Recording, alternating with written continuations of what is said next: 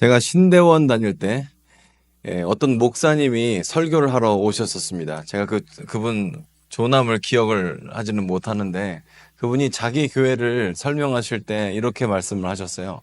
자기 교회가 지역사회에 굉장한 참여를 많이 한다는 거예요. 그러니까 부르기독기도 잘하고 그리고 지역 어르신들 대접도 잘하고 식사도 잘하고 이런 걸 너무 잘하신다는 거예요.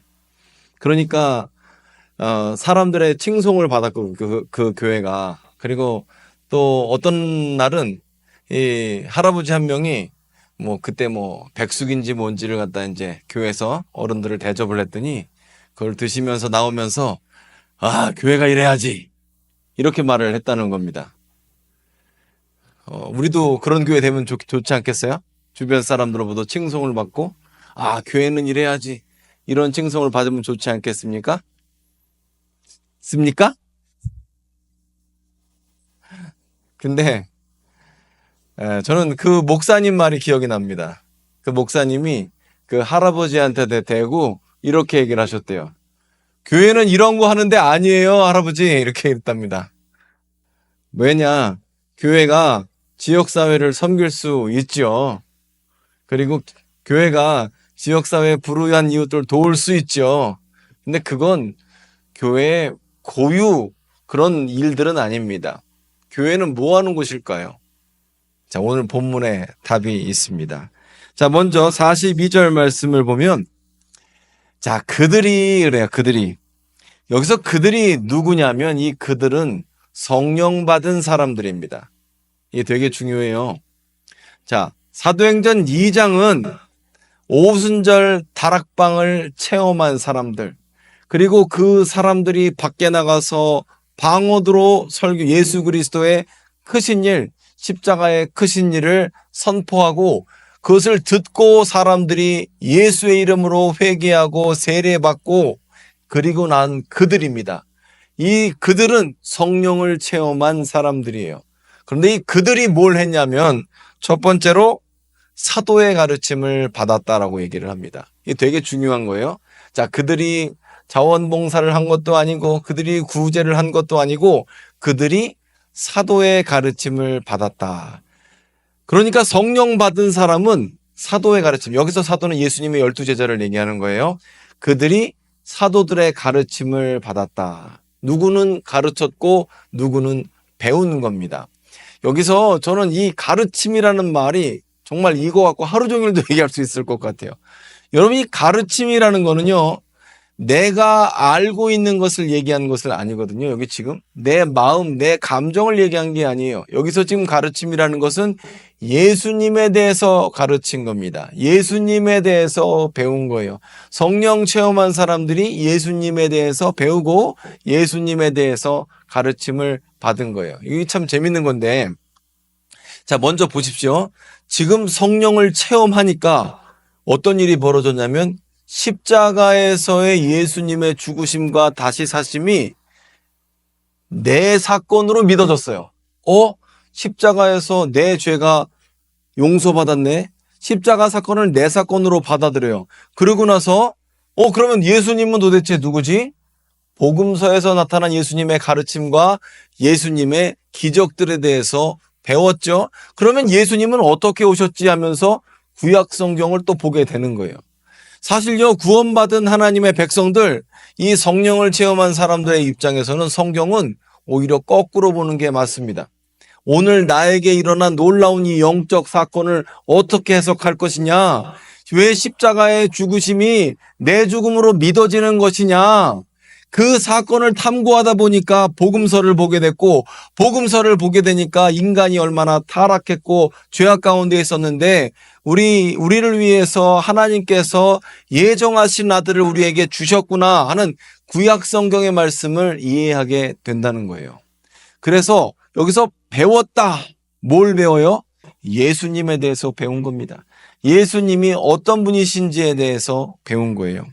여러분, 우리가 착각하기 쉬운 것 중에 하나가 뭐냐면 성경을 내가 해석하면 내가 해석하면 해석한 대로 그렇게 마음대로 해도 되는 줄 아는데 절대 그렇지 않아요. 성경을 자기 마음대로 해석하는 게 옳지가 않거든요. 때로는 성경 말씀을 보면서 어떤 사람은 사주팔자로 해석하시는 분도 있더라고요. 그리고 제가 몇 주 전에 도올 김용옥 선생을 얘기 드렸는데, 도올 김용옥 선생은 성경을 어떻게 해석해요? 동양 철학으로 해석을 해요. 그분은 예수님에 대해서 말하지 않습니다. 똑같은 성경을 동양 철학으로 해석을 해요. 그래서 성경을 자기 마음대로 해석하는 게 아니라 성경은 여러분 2000년 동안 교회에서 해석해온 전통과 방법이 있습니다. 제가 만약에 설교를 할 때 성경을 제 마음대로 뜻풀이를 하면서 성경을 해석하잖아요. 그러면 여러분들이 알아요. 그냥 딱. 여러분이 많이 배웠기 때문에 아는 게 아니에요. 제가 희한한 설교를 하면 목사님 오늘 이상한데? 라고 알아요. 왜?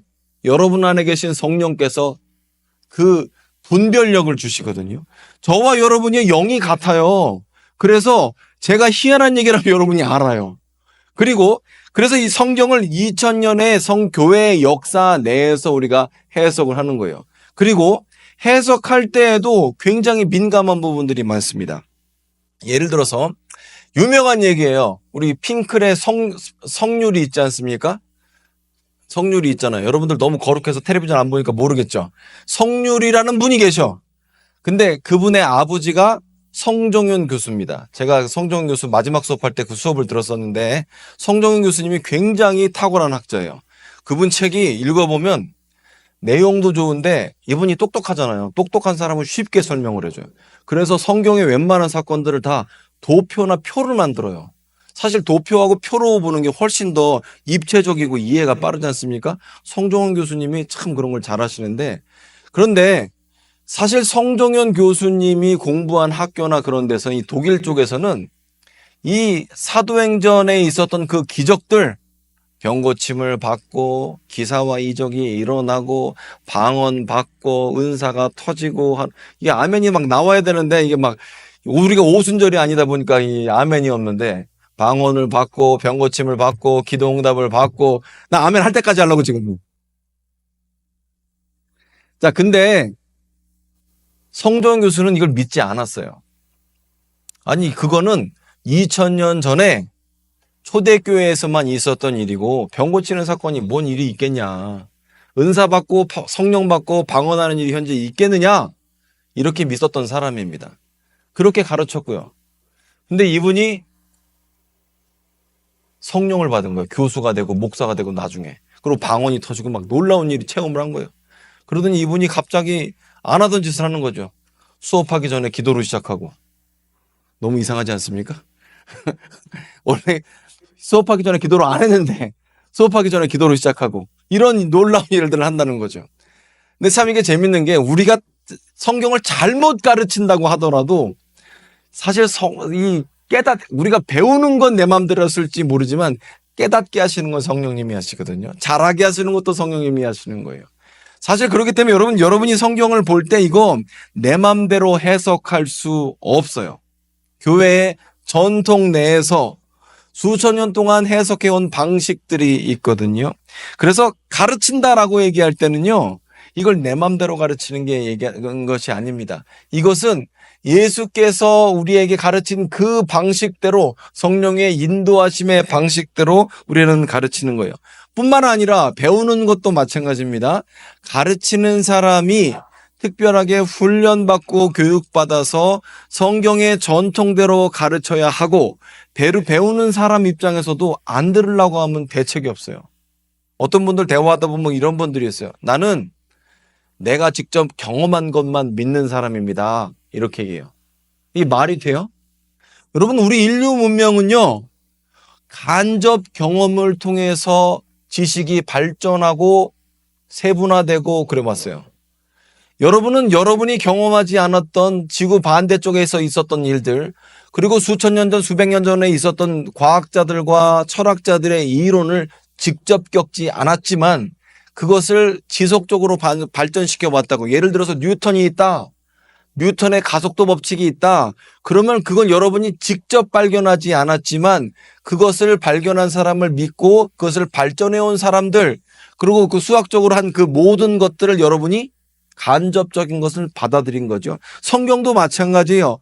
수천 년 동안 목사님들, 신학자들, 여러분의 신앙의 선배들이 그것을 발전시켜 왔고 한 개념들이 있습니다. 이것을 우리가 받아들일 준비를 또한 해야 하는 거죠. 그래서 배우는 것도 가르치는 것도 중요해요. 첫 번째로 교회에서 이 제자들이 한 일은 사도들의 가르침을 받았다라는 거고요. 두 번째로 서로 교제했다라는 겁니다. 이 교제가 무엇이냐? 교제, 우리는 신앙 안에서 교제할 때 성장합니다.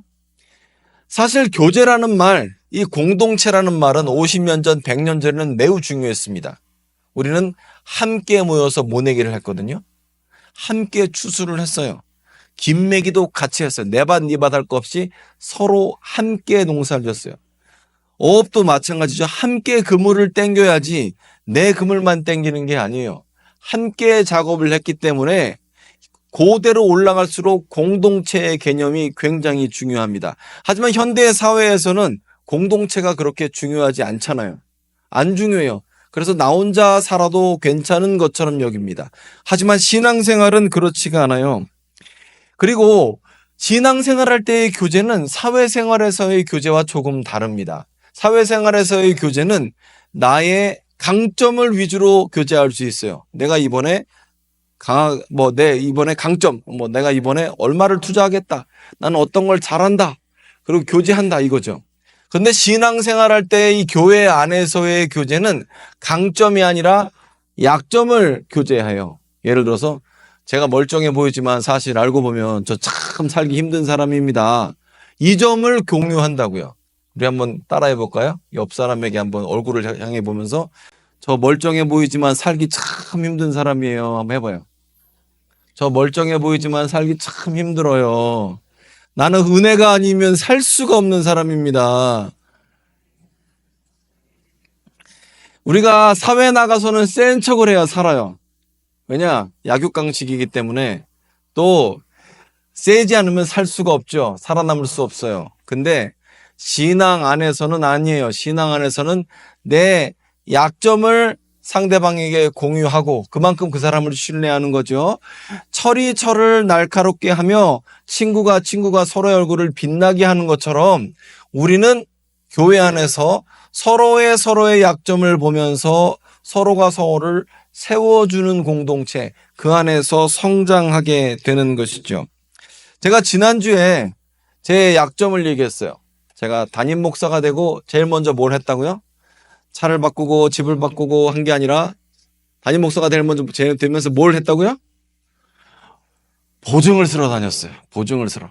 그랬더니 예배 끝나고 나서 몇몇 분들이 찾아오셔서 목사님 저도 힘들어요. 그런 분들이 저도 힘들어요. 멀쩡해 보이는데 힘들어요 하는 분들이 있더라고요. 내 약점을 드러내면 상대방도 약점을 드러내요.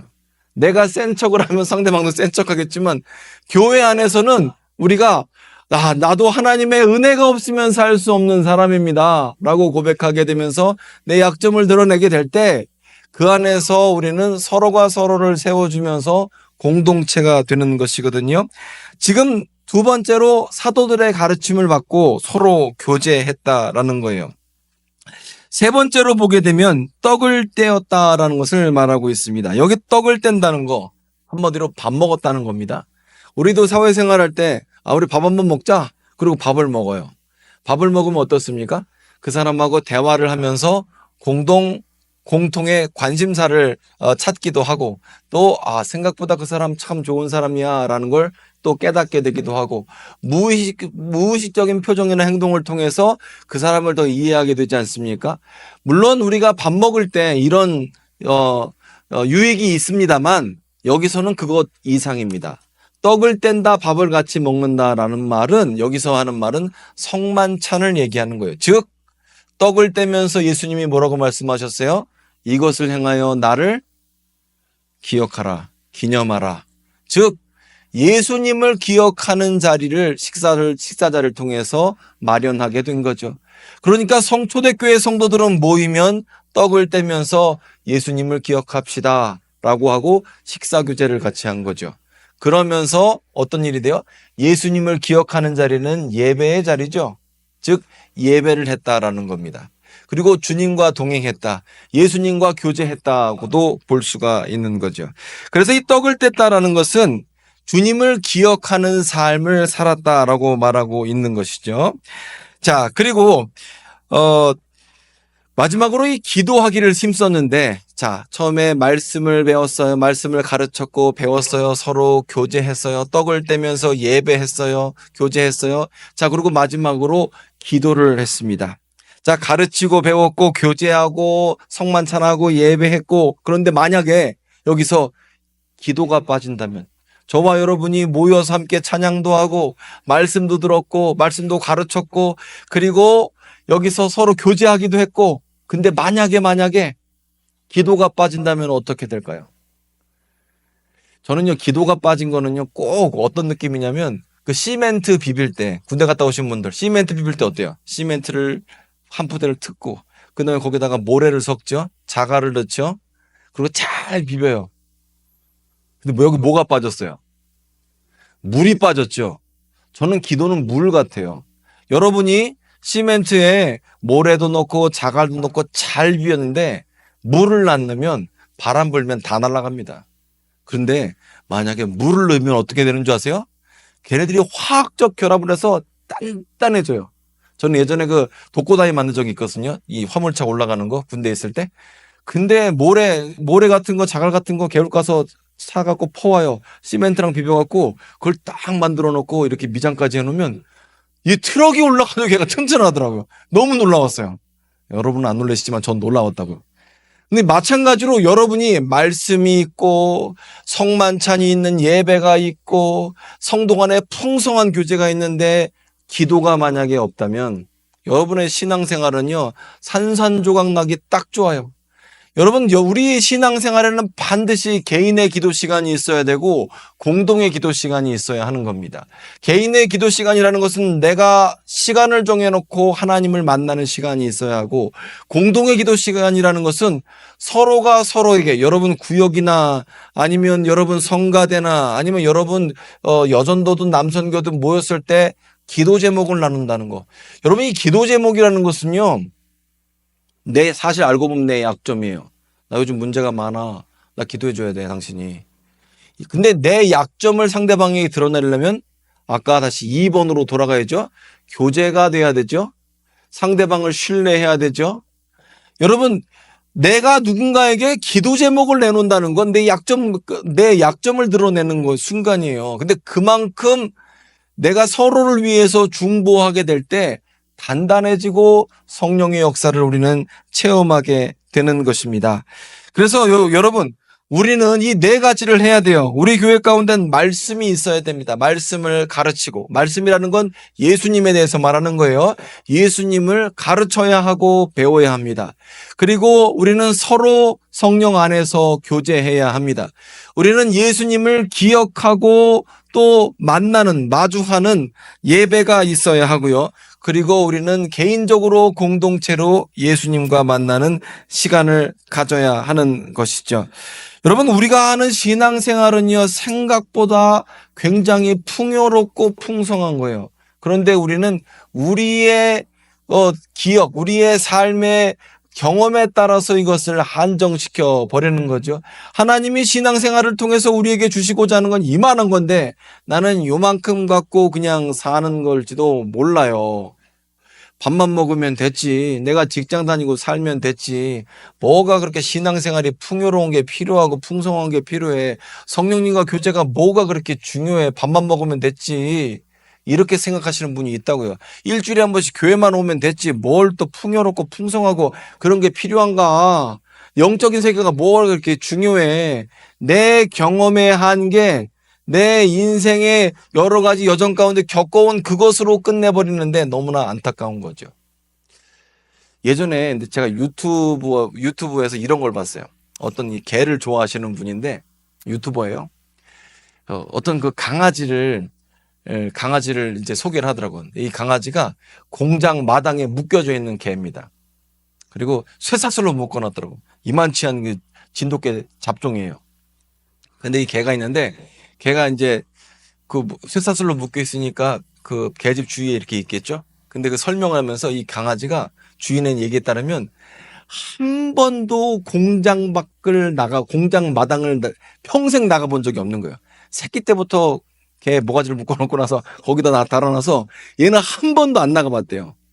그래서 그 유튜버가 강아지 너무 불쌍하다고 그 얘기를 쭉 하면서 주인의 허락을 받아서 쇠사슬을 풀고 목줄을 새로 한 다음에 얘를 데리고 이만치만한 그 개를 데리고 밖으로 나간 거예요. 근데 얘가 처음으로 난생 처음 공장 밖에서 막 풀밭을 뛰어다니면서 막 냄새 맡고 막 뒹구는 거 막 미친 듯이 뛰더라고 걔가. 근데 보면서 제가 마음이 막 짠했어요. 와, 걔 진짜 기분이 좋구나 이런 생각이 들었어요. 자, 근데 제가 이 말씀을 드린 건 여러분과 제 신앙생활이 그럴 수 있다는 거예요. 하나님께서 준비한 세상의 풍성함, 이 영적인 풍성함, 신앙의 풍성함을 준비해 두셨는데 저와 여러분이 어쩌면 신앙생활이라는 건 말이야. 내가 어렸을 때부터 봤는데 교회 어쩌다 한번 오는 거야. 주일날 한번 오면 돼. 그것만 해도 충분해. 그리고 예물 얼마 드리면 돼. 그리고 교회에서 시키면 가끔 가서 밥이나 하면 돼. 이게 신앙생활이 아니라고요. 초대교회 사람들은요, 어떻게 예배를 했냐면 성령을 체험하고, 와, 나를 구원하신 예수님 누구지? 예수님에 대해서 가르치고 배웠습니다. 그리고 예수님에 대해서 서로 교제했어요.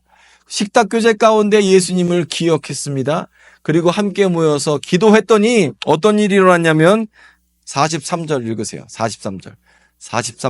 42절에 이 말씀과 교제와 예배와 기도를 했더니 43절부터 끝절까지 같이 읽습니다. 시작.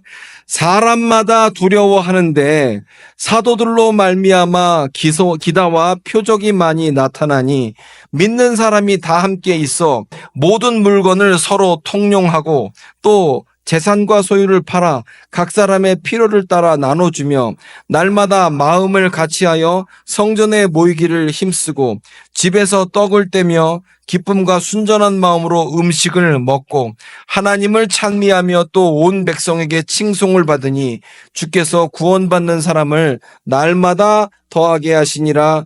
아멘. 여러분, 여기 너무 은혜롭지 않습니까? 말씀과 교제 그리고 예배와 기도를 온전하게 드렸더니 하나님께서 주변 사람들 보기에도 너는 왜 그렇게 행복하게 살아? 너는 뭐가 그렇게 좋아?